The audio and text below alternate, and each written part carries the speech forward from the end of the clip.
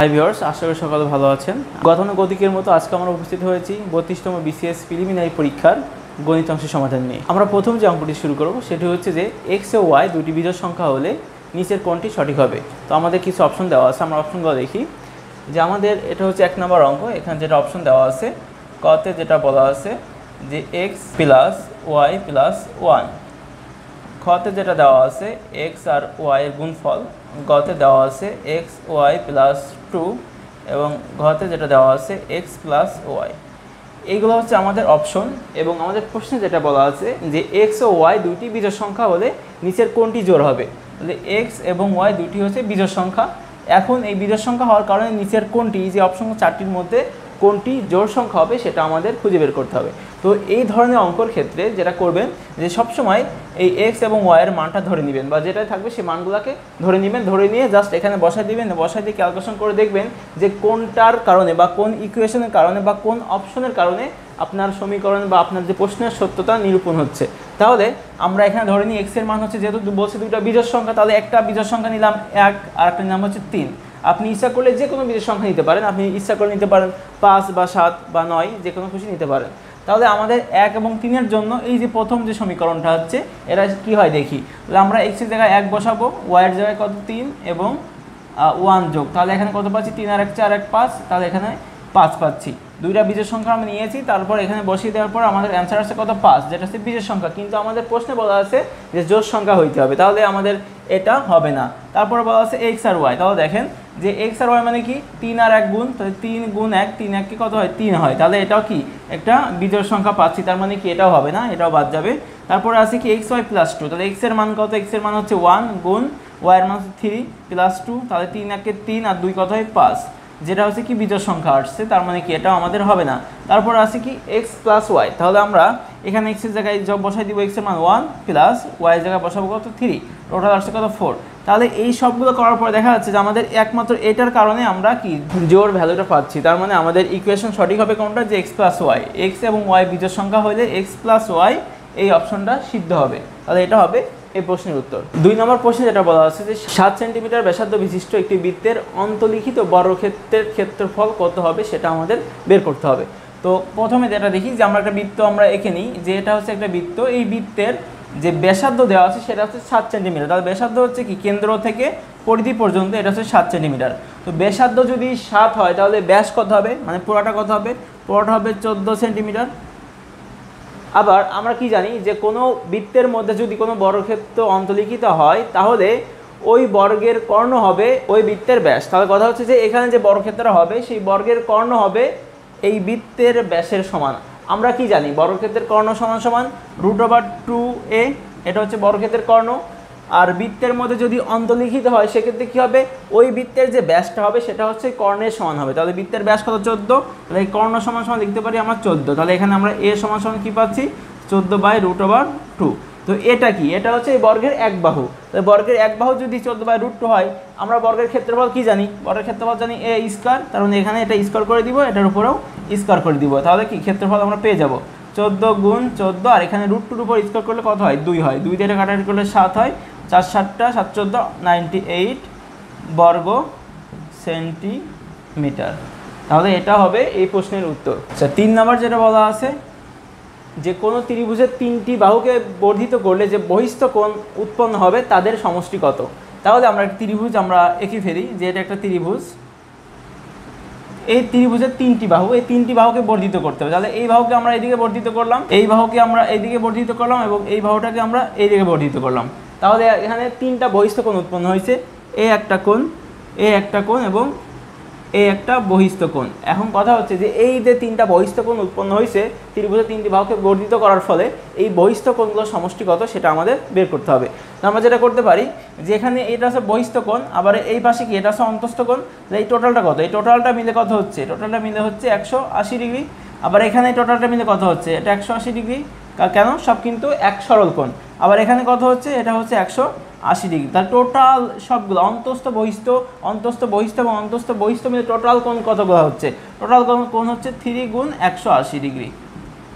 এখন কথা হচ্ছে যে এই হচ্ছে মোট কোণ, এই মোট কোণ থেকে আমরা যদি শুধু অন্তস্থ কোণগুলো যদি বাদ দিয়ে দিই, এই ত্রিভুজের অন্তস্থ কোণ এ একটা বাদ দিয়ে দিই, তাহলে কিন্তু শুধু বহিস্থ কোণটাই পড়ে থাকবে। ত্রিভুজের এই তিনটা অন্তস্থ কোণের সমষ্টি কত? 180 ডিগ্রি। কেন? কারণ আমরা জানি কি একটি ত্রিভুজের 3 কোণের সমষ্টি 180 ডিগ্রি। তাহলে আমরা এখান থেকে 180 বিয়োগ দিয়ে দিব, তাহলে থাকবে আমাদের 2 গুণ 180 ডিগ্রি, তার মানে হচ্ছে 360 ডিগ্রি। তাহলে এখানে অ্যান্সার হবে কত? 360 ডিগ্রি। এটা হবে উত্তর। পরে 4 নম্বর প্রশ্ন যেটা বলা আছে, 4 নম্বর 1, 3, 6, 10, 15, 21 এরকম করে আমাদের 1, 2, 3, 4, 5, 6টা পদ দেওয়া আছে। বলছে এই ধারাটির দশম পদ কত হবে সেটা আমাদের বের করতে হবে। তো 6টা পদ দেওয়া আছে, আমরা এভাবে ট্রাই করব 10 নম্বর পদ পর্যন্ত। তো আমরা দেখি এই পদটার মধ্যে আমাদের প্রত্যেকটা পদের, এই যে প্রথম পদ দ্বিতীয় পদের মধ্যে ব্যবধান আছে কত? 2। এখানে 3 আর 6 এর মধ্যে ব্যবধান আছে 3, এখানে আছে 4, এখানে আছে 5, এখানে আছে হচ্ছে 6। তো দেখা যাচ্ছে যে এটা আসলে কোনো সমান্তর ধারা না বা গুণোত্তর ধারা না, এটা হচ্ছে যে ধারা দেখতেছি আমরা যে এখানে প্রত্যেকবার যে আমাদের প্রথমে যে ব্যবধান আছে তার থেকে এক এক করে বৃদ্ধি পাচ্ছে। তাহলে এই অঙ্কটা আমরা কোনো ধারা সূত্র দিয়ে করতে পারবো না। তো এটাকে আমাদের যে সিকোয়েন্স এখানে যাচ্ছে আমাদেরকে সেই সিকোয়েন্সে এরকম দশম পদ পর্যন্ত আমাদেরকে যেতে হবে। এখানে অলরেডি 6টা পদ দেওয়া আছে, 6 পদ পর্যন্ত আমাদের আরও 4 পদ যাইতে হবে। তাহলে এখন এর পরের পদটা কী হবে? 6 এর সাথে এখানে 6 আছে, এখানে 7, 21 আর 7 যোগ করলে কত হয়? 21 আর 7 যোগ করলে আমাদের 28 হবে।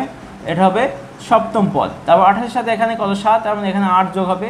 তাহলে 28 আর 8 যোগ করলে কত হয় আমাদের? 36। এটা হবে অষ্টম পদ। 36 এর সাথে আবার কি হবে? 8 এর পর 9 যোগ করতে হবে।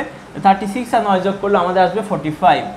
এই 45 এটা হবে আমাদের হচ্ছে 9তম পদ, এবং লাস্ট যে পদ এটা হচ্ছে 10তম পদ, সেটা হবে কি 10 যোগ করতে হবে এই 45 এর সাথে। তাহলে কত পাচ্ছি আমরা? 55। তো 55 হবে এই প্রশ্নের উত্তর। 5 নম্বর প্রশ্ন। 5 নম্বর প্রশ্নে যেটা বলা আছে, মান নির্ণয় করতে হবে আমাদের √2/√6 + 2। তো এটার মান কত হবে এটা আমাদের বের করতে হবে। তো এরকম অঙ্কের ক্ষেত্রে আমরা করে এসেছি যে অনুরাশি দিয়ে হর এবং লবকে গুণ করতে হয়, হরের অনুরাশি দিয়ে। তো এখানে হরে আমাদের কত আছে? √6 + 2। এটার অনুরাশি কী হবে? আমরা জানি কি যে a + b, এটার অনুরাশি হচ্ছে a - b, জাস্ট মাঝের চিহ্নটা চেঞ্জ হয়ে যাবে। সো এই ক্ষেত্রেও তাই, যে √6 + 2 এটার অনুরাশি কী হবে? √6 - 2, জাস্ট মাঝের সাইনটা চেঞ্জ, এখানে প্লাস থাকলে মাইনাস, মাইনাস থাকলে প্লাস হবে। আচ্ছা, √2, তাহলে যেহেতু আমরা হরকে গুণ করেছি লবকেও গুণ করে দিব, তাহলে সেটা কি হবে? √6 - 2। তাহলে এখানে পাচ্ছি আমরা, এটা হচ্ছে a + b × a - b এর সূত্র। তাহলে a² - b²। তো a² বলতে √6 এর উপরে স্কোয়ার বলে শুধু 6 হবে, আর এখানে হবে কত? 2 এর উপর স্কোয়ার, সেটা 4 হয়। তাহলে 4 - 6 হচ্ছে একবারে 2 হয়, 2 লিখে দিলাম। আর এখানে আছে √2 - আচ্ছা এখানে হবে এটা গুণ √6 - 2 এটা। আচ্ছা, এখন যেটা করতে পারি আমরা 2, এখানে √2, এই যে √6কে আমরা ভাঙা লিখতে পারি যে √3 √2 এই যে 2কে ভেঙে আমরা √2 গুণ √2 লিখতে পারি। এখন যেটা হবে যে এখানে √2 কিন্তু কমন নেওয়া যাবে, এখানে √2 আছে, এখানে √2 আছে। √2 কমন নিলে আমাদের কি আসবে? যে √2 আগে থেকে একটা আছে, তারপর আবার একটা √2 কমন নিলাম, এবং এখানে √3 - √2 আসতেছে, আর নিচে আমাদের কত আছে? যে 2 আছে। যে 2কে ভাঙালে কি পাওয়া যায়? √2. তাহলে এই দুটা কেটে গেল, থাকবে আমাদের কি? √3 - √2। এটা হবে এই প্রশ্নের উত্তর। 6 নম্বর প্রশ্ন যেটা বলা আছে যে x² - 8x - 8y + 16 + y², এই রাশির সাথে আর কত যোগ করলে এই রাশিটা একটি পূর্ণবর্গ রাশি হবে। তো আমরা জানি বর্গের ক্ষেত্রে বর্গের সূত্র যেগুলো জানি, যে বর্গের সাধারণত আমরা জানি a + b², এই সূত্রটা জানি, সেটা হবে a² + 2ab + b²। আবার আমরা জানি কি a + b + c² এটা জানি। আবার আমরা করতে পারি a + b + c + d, এটা করতে পারি। সো এখানে কয়টা পদ আছে? এখানে পদ আছে 3টা। এটা করলে আমার কি আসবে? a² + b² + c² + 2ab + 2bc + 2ca। এখানে টোটাল আমাদের পদ আছে 1 2 3 4টা 6টা, এখানে 6টা পদ আছে। তো কথা হচ্ছে যে আমাদেরকে এটাকে পূর্ণবর্গ করতে হবে, মানে আমাদের এরকম দেখেন এখানে সবই বর্গ, a + b এর বর্গ, a + b + c এর বর্গ, a + b + c + d এর বর্গ, এটা নাই করলাম। তো কথা হচ্ছে এরকম আমাদের বর্গের ফরম্যাটে আমাদের আনতে হবে। তো দেখা যাচ্ছে যে এখানে 1 2 3 4 5টা পদ আছে। তো আমাদের এরকম বর্গের ফরম্যাটে যদি আনতে চাই সূত্রের সাহায্যে, তাহলে দেখেন যে এখানে 5টা পদ আছে, আমাদের আরেকটা পদ যোগ করতে বলছে যে কত যোগ করলে, তাহলে দেখা যাচ্ছে আরেকটা পদ যোগ করলে 6টা পদ হবে। সেক্ষেত্রে কিন্তু আমাদের এই সূত্রটাই কিন্তু এক্সিস্ট করে। আর তাছাড়া এটাকে দেখে কিন্তু অনেকটা এরকম মনে হচ্ছে যে এটাকে যদি আমরা একটু ভেঙে চড়ে সোজা করে লিখি অনেকটা এরকম হবে। তো আমরা সেটা এখন ট্রাই করব। তো দেখা যাক যে এখানে আমাদের a plus B plus C whole স্কোয়ারের ক্ষেত্রে কী হবে, a square B square C square. তো আমাদের অলরেডি আগে থেকে a স্কোয়ারের মধ্যে একটা আছে এক্স স্কোয়ার প্লাস যে ওয়াই স্কোয়ার দেওয়া আছে ওয়াই স্কোয়ার প্লাস 4 স্কোয়ার 16, এটাকে লিখতে পারি আমরা কি 4 তার উপরে স্কোয়ার। তাহলে a square plus B square plus C square কিন্তু হয়েই গেল। আমাদের আর লাগবে কি 2ab প্লাস 2bc 2c এর মতো কিছু একটা। এখন কথা হচ্ছে আমাদের এখানে -8x আছে, তো এটাকে ভেঙে লিখতে পারি আমরা যে 2 সূত্রে 2 আমরা পেয়ে গেলাম। তারপরে লিখতে পারি কি, তো তারপর লিখতে পারি আমরা x, তারপরে লিখতে পারি হচ্ছে কত, এই যে 8xকে ভেঙে 2x লেখা যায় তারপরে 4। তাহলে 4 দুগুণে 8x, 8x কিন্তু আমাদের মিলে গেছে। আবার কি হয়েছে, যেখানে আমাদের 2ab বা 2ac, a হচ্ছে x আর c হচ্ছে 4, সেটাও কিন্তু আমরা পেয়ে গেছি। বাট কথা হচ্ছে যেখানে আমাদের মাইনাস আছে, বাট এখানে আমাদের মাইনাস আনতে হবে, কিন্তু কথা হচ্ছে সূত্রে আবার প্লাস আছে। তো সেক্ষেত্রে যেটা করতে পারি, এখানে আমরা প্লাস দিয়ে দিব আর এইখানে আমরা 4-এর আগে মাইনাস দিব। এই 4-এর আগে যদি একটা মাইনাস দিই তাহলে কী হচ্ছে দেখেন, যে আমাদের এখানে প্লাস 16 আছে, তো 4-এর -4-এর উপর স্কোয়ার করলে কিন্তু 16ই হয় না, মানের কিন্তু কোনো চেঞ্জ হচ্ছে না। তো সেটা আমরা এখানে ইউজ করে আবার এখানে -4 যদি সি এর জায়গায় ইউজ করে দিই তাহলে কী হবে, গুণ করলে কিন্তু -8xই হচ্ছে। সো এইভাবে মিল করে করতে হবে। তারপর আমরা যেটা করব, এটার ক্ষেত্রেও সেম কাহিনী, প্লাস দিব 2y - 4, তাহলে কি 2ac 2bc আর লাগবে কি 2ab, এরকম 2ab-র মধ্যে একটা হইলেই হয়। তাহলে আমাদের সেটার ক্ষেত্রে কী হবে, প্লাস 2xy। কিন্তু কথা হচ্ছে 2xy কিন্তু আমাদের এখানে নাই, আমাদের x স্কোয়ার ছিল সেটা লিখেছি, y স্কোয়ার ছিল সেটাও লিখেছি, 16 ছিল সেটাও লিখেছি, আমরা 8x 8y দুইটাই লিখেছি, বাট এই 2xyটা আমাদের নাই। সো যেটা করতে হবে তার মানে কি, এই পুরোটা দেখেন আমাদের প্রায় পূর্ণবর্গ হয়ে গেছে, শুধুমাত্র 2xyটা থাকলে আমরা এটাকে পূর্ণবর্গ বলতে পারছি। তাহলে কথা হচ্ছে যে এই প্লাস এই 2xyটাকে যদি আমরা যোগ করি তাহলে এটাকে আমরা পূর্ণবর্গ লিখতে পারবো এভাবে, x স্কোয়ার, এটাকে লিখতে পারবো x প্লাস ওয়াই মাইনাস 4 তার উপরে কত হোল স্কোয়ার, যেটা হচ্ছে পূর্ণবর্গ যদি আমরা এই 2xyটাকে যদি যোগ করে দিই। তাহলে এটা হবে এই প্রশ্নের উত্তর। আশা করি বুঝতে পেরেছেন। 7 নম্বর প্রশ্নের অ্যান্সার, যে টাকায় 3টি করে লেবু ক্রয় করলে, টাকায় যদি 2টি করে লেবু বিক্রয় করা হয় তাহলে শতকরা কত লাভ হবে। তো কথা হচ্ছে আমরা জানি কি লাভ সমান সমান বিক্রয় মূল্য মাইনাস ক্রয় মূল্য। কথা হচ্ছে লাভ সমান সমান বিক্রয় মূল্য মাইনাস ক্রয় মূল্য। তো আমাদের কথা হচ্ছে যে আমরা যে বিক্রয় মূল্য এবং ক্রয় মূল্য বের করতে পারি তাহলে আমাদের অ্যান্সার কিন্তু হয়ে যাবে। লাস্টে কি বলছে, শতকরা চেয়েছে, আমরা শতকরা প্রকাশ করে দিব। তো কথা হচ্ছে যে আমাদের যেটা ক্রয় মূল্য দেওয়া আছে, ক্রয় মূল্য দেওয়া আছে যে 3টি লেবুর দাম হচ্ছে 1 টাকা, তাহলে আমরা কিন্তু ক্রয় মূল্য পেয়ে গেছি 3টি লেবুর দাম 1 টাকা। এখন কথা হচ্ছে বিক্রয় মূল্যের ক্ষেত্রে এখন আমাদের এই 3টার বিক্রয় মূল্য কত হবে, 3টার ক্রয় মূল্য 1 টাকা, এখন এই 3টার বিক্রয় মূল্য বের করে জাস্ট এখানে বসাই দিব, তারপরে আমাদের লাভটা বের হয়ে যাবে। কোশ্চেন যেটা দেওয়া আছে যে 2টির বিক্রয় মূল্য দেওয়া আছে, 3টির বিক্রয় মূল্য ডিরেক্ট দেওয়া নাই, তাহলে কি করব, ওই 2টির বিক্রয় মূল্য থেকে আমরা কিন্তু 3টির বিক্রয় মূল্য ঐকিক নিয়মে বের করে ফেলবো। যে আমাদের 2টির বিক্রয় মূল্য দেওয়া আছে কত 1 টাকা, তাহলে একটির দাম কত হবে 1/2, তাহলে 3টির দাম কত হবে 3/2, তাহলে এই 3টির ক্রয় মূল্য 1 টাকা, 3টির বিক্রয় মূল্য হচ্ছে এত টাকা। যেহেতু লাভ হয়েছে তার মানে আলটিমেটলি বিক্রয় মূল্য এমনিতেই বড় হবে, তাহলে সেখানে বিক্রয় মূল্য 3/2 লিখে দিলাম, মাইনাস আমাদের ক্রয় মূল্য কত 1 টাকা। কথা হচ্ছে আপনি যতটুকু ক্রয় করবেন ঠিক ততটুকু বিক্রি করতে হবে, অথবা যতটুকু বিক্রি করবেন ততটুকু ক্রয় করতে হবে, ওই ইউনিটটা সেম রাখতে হবে। কথা হচ্ছে আপনি 3টা ক্রয় করলেন 2টা বিক্রি করলেন, এক্ষেত্রে কিন্তু অ্যান্সার বের হবে না। 3টা ক্রয় করলে 3টাই বিক্রি করতে হবে, আবার 2টা বিক্রি করলে 2টাই ক্রয় করতে হবে, 2টা ক্রয় করলে 2টাই বিক্রি করতে হবে, এইভাবে করতে হবে, নাহলে কিন্তু অঙ্ক হবে না। তাহলে যেটা হবে আমাদের 2, এখানে কত পাচ্ছি আমরা 3 মাইনাস এখানে পাচ্ছি কত 2, তাহলে 1/2, তাহলে আমাদের লাভ হচ্ছে কত টাকা, লাভ হচ্ছে আমাদের 1/2 টাকা। এখন কথা হচ্ছে এটাকে শতকরায় প্রকাশ করতে হবে। এখন আমরা কি জানি যে লাভ কিসের উপর নির্ভর করে, লাভ নির্ভর করে হচ্ছে ক্রয় মূল্যের উপরে। তো ক্রয় মূল্য কত 1 টাকা, তাহলে এই 1/2 টাকা লাভ হয়েছে কয় টাকায় 1 টাকায়, তো আমরা লিখতে পারি যে 1 টাকায় লাভ হয় কয় টাকা 1/2 টাকা। তাহলে যেহেতু পার্সেন্টে প্রকাশ করতে বলছে আমাদের 100তে বের করতে হবে, তাহলে 100তে লাভ হবে কত টাকা 1/2 গুণ 100, তাহলে 2 দিয়ে কাটলে 50, তার মানে বলতে পারি আমরা 50% লাভ হয়েছে। 8 নম্বর প্রশ্নে যেটা বলা আছে যে বৃত্তের ব্যাস 3 গুণ বৃদ্ধি করলে ক্ষেত্রফল কত গুণ বৃদ্ধি পাবে। তো আমরা যেটা মনে করি যে বৃত্তের ব্যাস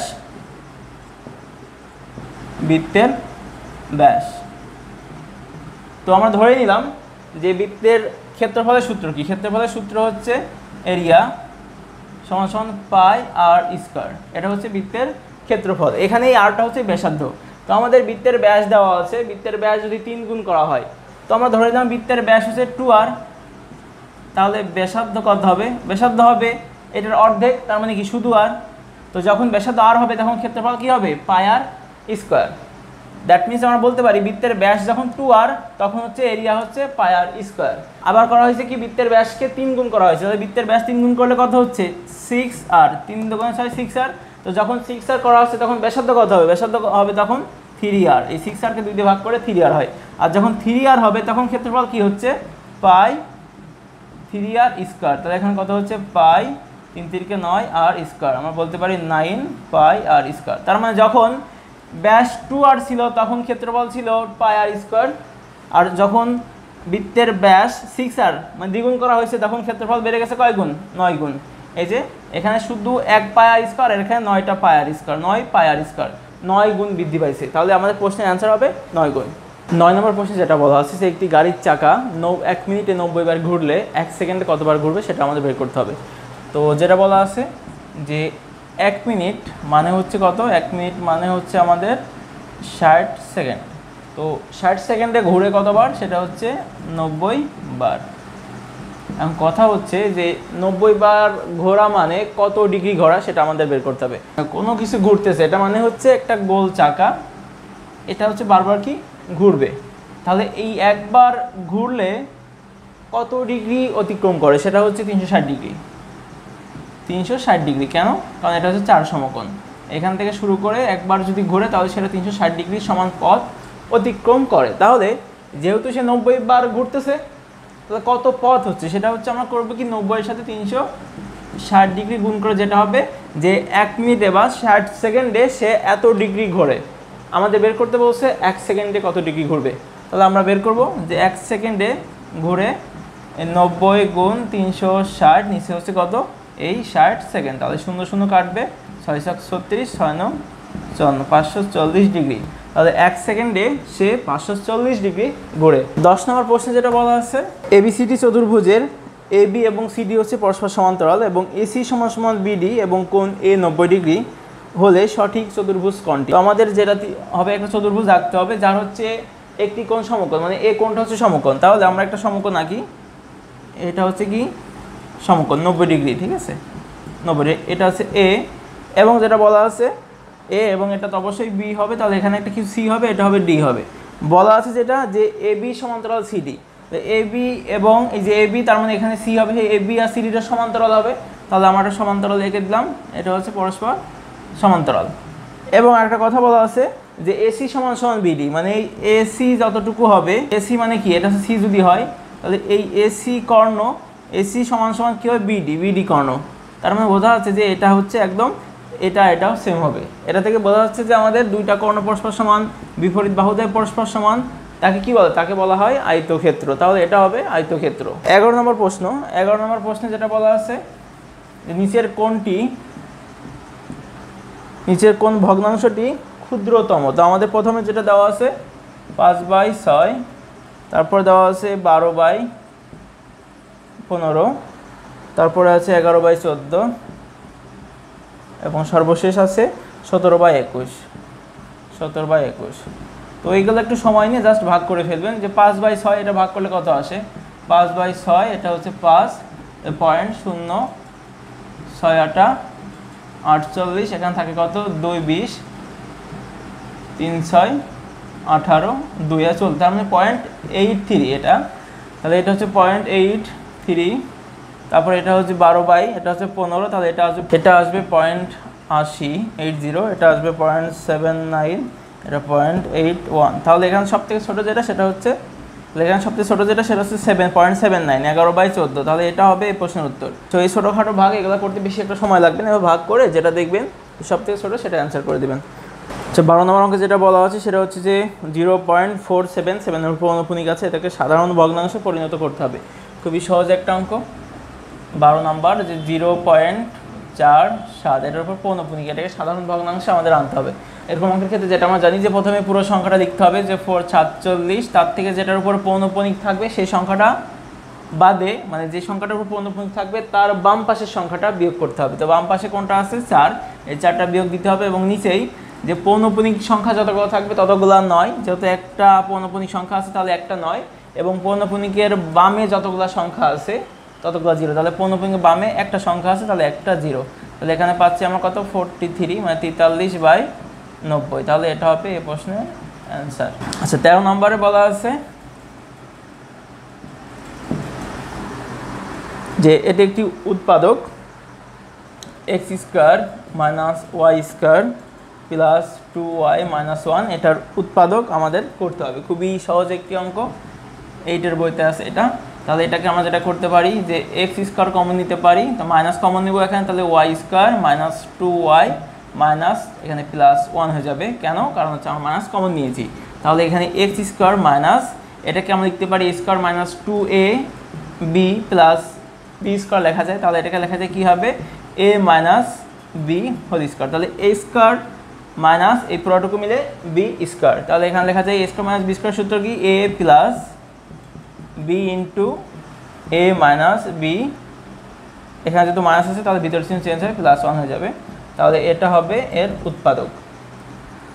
14 নম্বর প্রশ্নে বলা আছে যে log 2/8 এর মান কত হবে। log 2/8 সমান কত, এটা বের করতে হবে। খুবই সহজ অঙ্ক। log 2, এই 8কে লেখা যায় 2 টু দি পাওয়ার কিউ হিসেবে, আর আমরা জানি কি এই পাওয়ারটা কোথায় চলে আসে সামনে, তাহলে কি হবে 3 log 2/2, আর যেহেতু এখানে বেজ আর এটা সমান তাহলে এটাকে লেখা যাবে কত, এটাকে লেখা যাবে হচ্ছে 1, তার মানে 3.1 সমান 3, এটাও হবে এই প্রশ্নের উত্তর। 15 নম্বর অঙ্ক যেটা বলা আছে, আমরা 15 নম্বর অঙ্ক চলে যাই। এখানে বলা আছে লসাগু বের করতে হবে, আমাদের রাশি দেওয়া আছে হচ্ছে x³ প্লাস x²y এবং আরেকটা দেওয়া আছে হচ্ছে x²y প্লাস xy², এই দুটো লসাগু আমাদের বের করতে হবে। দ্যাট ফার্স্ট আমরা কমন নিয়ে নিই, x² কমন চাই, তাহলে এখানে থাকে x প্লাস y, আর কিছু করা যায় না, আর এখানে হচ্ছে xy কমন যাবে, তাহলে থাকবে হচ্ছে আমাদের x প্লাস y, তাহলে এখানে এই দুইটা কমন যাবে at first x plus y, আর এখানে আমাদের x² আছে আর এখানে x আছে, তাহলে একটা x অলরেডি নিব, আর একটা পরে থাকবে x, সেটা নিতে হবে, আর y, তো এটাকে দেখা যায় কি x²y x প্লাস y, এটা হবে লসাগু। আচ্ছা এরপর আমরা 16 নম্বর প্রশ্ন অ্যান্সার করব। 16 নম্বরে যেটা বলা আছে 16 যে একটি আয়তাকার ঘরের দৈর্ঘ্য প্রস্থ অপেক্ষা 4 মিটার বেশি, ঘরটির পরিসীমা 32 মিটার হলে ঘরটির দৈর্ঘ্য কত। তাহলে আমাদের এই ঘরের দৈর্ঘ্য হচ্ছে প্রস্থ অপেক্ষা 4 মিটার বেশি, তাহলে আমরা ধরে নিই প্রস্থ হচ্ছে x, তাহলে দৈর্ঘ্য কি হবে, দৈর্ঘ্য হবে 4 মিটার বেশি x প্লাস 4। এখন যেটা বলা আছে যে ঘরটির পরিসীমা 32 মিটার, তো আমরা আয়তাকার ঘরের ক্ষেত্রে, যেহেতু এখানে বলা আছে আয়তাকার ঘরের ক্ষেত্রে পরিসীমা সূত্র হচ্ছে 2 ইন্টু a প্লাস b, মানে 2 ইন্টু দৈর্ঘ্য প্লাস প্রস্থ, তো দৈর্ঘ্য এটা প্রস্থ এটা আমাদের দেওয়া আছে, তাহলে আমরা পরিসীমার যে কন্ডিশনটা লিখতে পারি যে 2 ইন্টু দৈর্ঘ্য হচ্ছে x প্লাস প্রস্থ হচ্ছে x প্লাস 4 সমান কত, আমাদের পরিসীমা আছে 32, আমাদের বের করতে হবে ঘরটির দৈর্ঘ্য কত, মানে এইটা। তাহলে এখান থেকে আমরা লিখতে পারি যে 2x প্লাস 4 সমান 2, এটা ভাগ হয়ে যাবে 16, বা 2x সমান 4 এর পাশে বিয়োগ করলে 12, বা x সমান আসবে 6, তাহলে এই দৈর্ঘ্যের জায়গায় আমরা মান বের করব 6 প্লাস 4 সমান কত আসছে 10, তাহলে ঘরটির দৈর্ঘ্য হবে 10 এবং প্রস্থ হবে শুধু 6। আচ্ছা এবার 17 নম্বর প্রশ্ন যেটা বলা আছে যে একটি সমবাহু ত্রিভুজের বাহুর প্রত্যেকটি দৈর্ঘ্য 2 মিটার বাড়ালে এর ক্ষেত্রফল 3√3 বর্গমিটার বেড়ে যায়, সমবাহু ত্রিভুজটির বাহুর দৈর্ঘ্য কত। তো আমরা সমবাহু ত্রিভুজের ক্ষেত্রে ক্ষেত্রফলের সূত্র জানি যে √3/4a², এখানে এই এটা হচ্ছে কি, এটা হচ্ছে বাহু। এখন কথা হচ্ছে এই বাহুর দৈর্ঘ্য যদি 2 মিটার করে বাড়ানো হয় সেক্ষেত্রে ক্ষেত্রফল 3√3 বেড়ে যাবে, তাহলে এই বাহু যদি a প্লাস 2 হয়, মানে 2 মিটার বাড়াইলে ক্ষেত্রফলটা কি হবে, ক্ষেত্রফলটা 3√3 আকারে বেড়ে যাবে। তো আমরা যেটা করতে পারি যে বাহু যখন a ছিল তখন ক্ষেত্রফল কোনটা, ক্ষেত্রফল হচ্ছে এটা, আর বাহু যখন a প্লাস 2 হয়েছে তখন ক্ষেত্রফল কি হবে √3/4a প্লাস 2 হোল স্কয়ার, এটা হবে। তো এটা হচ্ছে কি বৃদ্ধি পাওয়ার পরে এটা, আর বৃদ্ধি পাওয়ার আগে কোনটা ছিল, সেটা ছিল √3/4a², এখন এই দুটার ডিফারেন্স কত হবে, 3√3 হবে। কেন, কারণ বৃদ্ধি পাওয়ার পরে 3√3 ক্ষেত্রফলটা বেড়ে গেছে। তাহলে এটাকে যদি আমরা করি তাহলে যেটা হবে, এখানে হচ্ছে √3/4 আমরা কমন নিয়ে নিলাম একবারে, তাহলে এখানে পাচ্ছি আমরা এটাকে সূত্র ভাঙায় দিই, এ স্কোয়ার প্লাস এ প্লাস বি হোল স্কোয়ার সূত্র 2ab, তাহলে 2 হচ্ছে 2, এ হচ্ছে এ, বি হচ্ছে 2 প্লাস 4, 2b স্কোয়ার 4, আর এখানে থাকবে কি মাইনাস এ স্কোয়ার সমান সমান 3√3। তো যেটা করা যেতে পারে এই √3 আমরা কেটে দিই, তাহলে এখানে আমাদের থাকবে হচ্ছে কি যে এ স্কোয়ার, এখানে এ স্কোয়ার কেটে যাবে, তাহলে এখানে থাকছে আমাদের 2 2 4 4a প্লাস 4 সমান সমান এখানে 4টা গুণ করে দিই একবার, 3 4 12, তাহলে এখানে 4a সমান সমান 8 বা a সমান সমান 4 ভাগ করলে হবে কত 2, তাহলে এর মান হচ্ছে 2। তো তাহলে এখানে এই সমবাহু ত্রিভুজের বাহুর দৈর্ঘ্য হবে 2 মিটার। আচ্ছা, এরপরে 18 নম্বর অঙ্কে যেটা বলা আছে, আমরা 18 নম্বর অঙ্কে চলে যাই। এখানে যেটা বলা আছে যে একটি যে x - 1/x = 7 হলে x - 1/x = 7 হলে x³ - 1/x হোল কিউ এর মান কত সেটা হচ্ছে আমাদের বের করতে হবে। খুবই সহজ অঙ্ক। a কিউ - b কিউ এর সূত্র আমরা জানি যে a - b whole cube minus plus 3ab into a - b, এটা হচ্ছে সূত্র। তাহলে এখানে মান বসাই দিব আমরা 7 এর উপরে কিউ প্লাস 3, এটা কেটে যাবে ডট 7।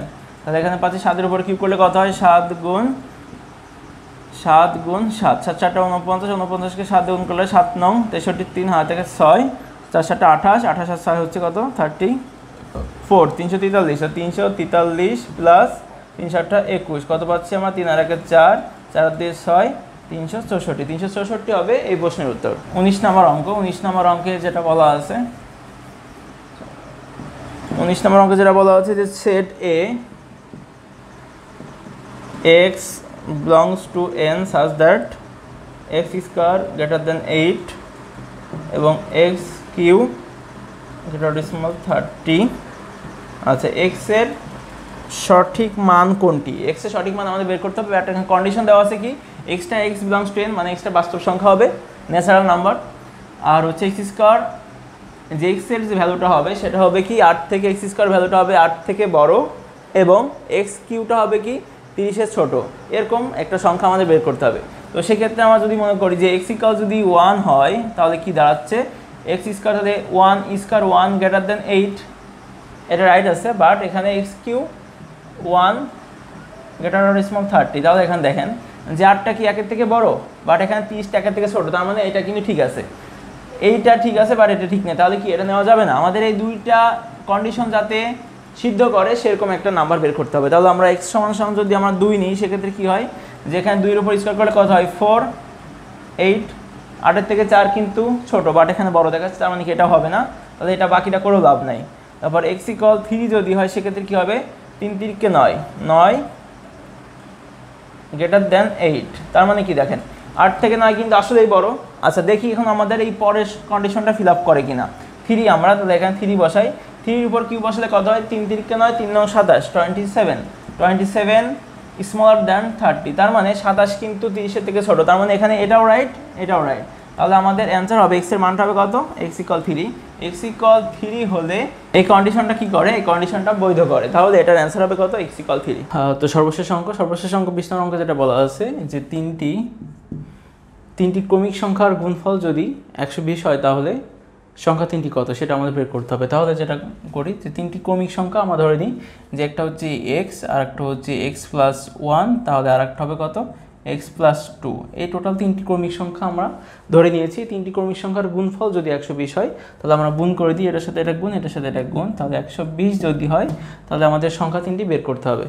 তো আমরা x এর মানটা বের করলে কিন্তু পরবর্তী যে সংখ্যা দুটো হবে সেটা বের করে ফেলতে পারবো। তাহলে আমরা এখানে দেখি এটা ক্যালকুলেশন করি, এখানে হবে x² + x গুণ করে দিলাম এবং এখানে থাকবে x + 2 টোটাল 120, এখানে এটা গুণ করে দিই তাহলে x³ হবে, আর এখানে পাচ্ছি আমাদের x² + 2x² + twice x = 120।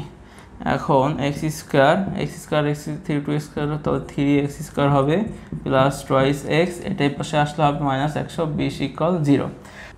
ভাগশেষ উপপাদ্যের সাহায্যে করলে খুব সুবিধা হবে, ভাগশেষ উপপাদ্যের সাহায্যে করব। এই এক্স এর মান যদি 4 হয় তাহলে এই ইকুয়েশনটা শূন্য হয়ে যায়। কীভাবে দেখেন, আর 104টা কীভাবে আসলো, যদি 120টাকে ভাঙতে হবে, 120টাকে যদি আমরা 4 দিয়ে ভাগ করে কত হয় দেখেন, 4 30, 3 4 12, 120 হয়। ঠিক আছে, তো এরকম এই যে এই 4 ভাগশেষ উপপাদ্যের সাহায্যে আপনারা তো আসলে উৎপাদক করতে পারেন, তো সেই এত বেশি ডিপলি বললাম না। তো এখানে এক্স এর মান যদি 4 হয় মানে দ্যাট মিনস এক্স মাইনাস 4 হচ্ছে এই সমীকরণের একটা মূল হবে। তাহলে এই সমীকরণের মূল যদি এক্স মাইনাস 4 হয় তাহলে সেক্ষেত্রে এক্স এর মান 4 এর জন্য এই সমীকরণটা 0 হবে। তাহলে আমাদের মূল কত, এক্স মাইনাস 4। তাহলে আমরা যেটা করতে পারি, এখানে এক্স এর উপর পাওয়ার আছে 3টা, তাহলে আমাদের এক্স মাইনাস 4 হবে কয়টা দেখেন, এখানে এক্স মাইনাস 4 হবে আমাদের 3টা, 1টা 2টা এবং হচ্ছে 3টা, সমান সমান কত, 0। তাহলে এখন আমাদের কথা হচ্ছে এটা মিলাই লিখতে হবে। এখন এখানে যদি আমাদের এক্স কিউ আছে তাহলে আমরা করতে পারি কি, এখানে এক্স স্কোয়ার নিব। তাহলে কত হচ্ছে দেখেন যে এক্স কিউ, প্রথম রাশিটা কিন্তু মিলে গেছে। তারপর আমাদের কত আছে, এক্স স্কোয়ার সাথে 4 গুণ করলে হবে মাইনাস 4 এক্স স্কোয়ার। বাট আমাদের এখানে আছে কত, 3x স্কোয়ার, বাট আমাদের হয়ে গেছে কি মাইনাস 4x স্কোয়ার, ছিল কিন্তু প্লাস 3x। তো যেটা করা যেতে পারে, তো এখানে আমাদের মাইনাস প্লাস 3x এর জায়গায় মাইনাস 4x স্কোয়ার, মানে বেশি মাইনাস হয়ে গেছে। সেক্ষেত্রে আমাদের লাগবে কত, আমাদের যদি এখানে প্লাস 7x স্কোয়ার আনতে পারি সেক্ষেত্রে এখানে কিন্তু আমাদের এই 3x স্কোয়ারটা থেকে যাবে, আগেরটাই থাকবে। তাহলে যেটা করা যায়, এখানে 7x স্কোয়ার আনতে হলে তাহলে করতে হবে কি, এখানে আমরা 7x দিয়ে গুণ করবো, 7x দিয়ে গুণ করলে 7x স্কোয়ার, তাহলে 7 থেকে 4 বিয়োগ করলে কিন্তু 3x স্কোয়ার থাকে। আর 7x এর সাথে আবার 4 গুণ করবো, তো কত হবে, 4 7 28, মাইনাস আছে মাইনাস 28x, বাট আমাদের আছে কিন্তু 2x, সেখানে হয়ে গেছে কি মাইনাস 28x। সেক্ষেত্রে করতে পারি কি, আমরা এখানে যদি 30x নিয়ে আসি তাহলে কিন্তু আমাদের কি প্লাস 30x আনলে প্লাস 2x থাকে। তাহলে সেক্ষেত্রে এখানে যেটা করতে পারি, এখানে আমরা প্লাস 30 নিব, 30x নিলে 30 সাথে x গুণ করলে 30x, আর এই 30 সাথে মাইনাস 4 গুণ করলে হবে কত, মাইনাস 120।